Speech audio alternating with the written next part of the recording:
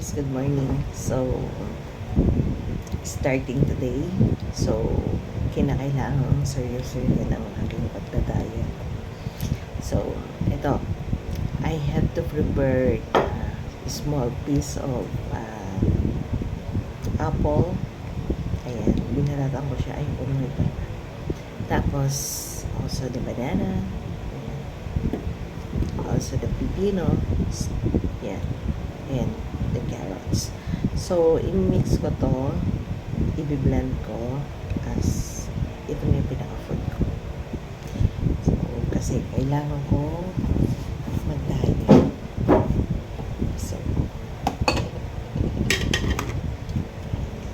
tapos I will add small amount of water. Hindi lang. Tapos i-blend.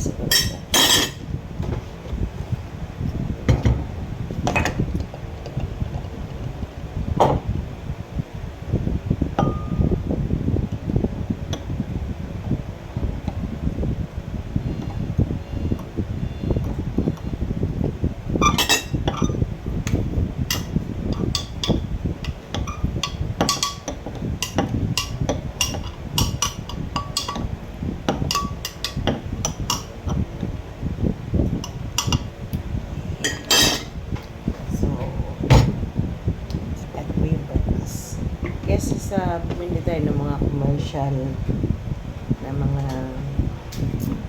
slinging job, ito mas sure na puro no chemicals or anything. Wala tayong lagay dito yung sugar, as in puro siya. So, ang magpapalasa dito yung apple at saka yung konting banana. Sarap pala.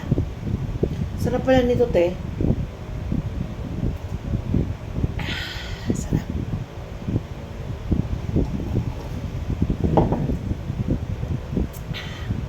So, sana mayat ako dito. Kasi, the last time kasi, pinag-diet ako ng aking tutor. Kasi, dati, ang weight ko is 74. So, bumaba ang weight ko hanggang nakuha ko yung 67. Sobrang pumayat ako na nagliliit yung akin ko. Tapos, sa April 3,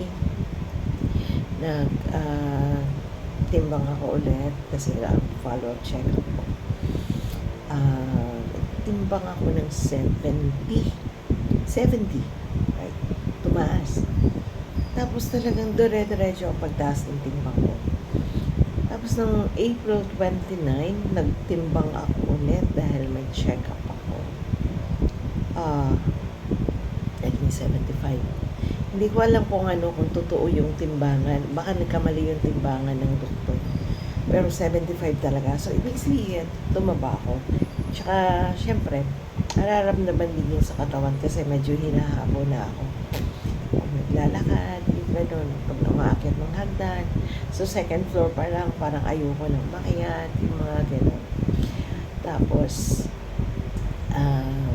yung mga pants, yung damit, medyo nagkaroon ng mga, alam mo yung, nagkakaroon ng panisal sa likod, tsaka sa harapan, talagang, as in tumaba. So, ayun.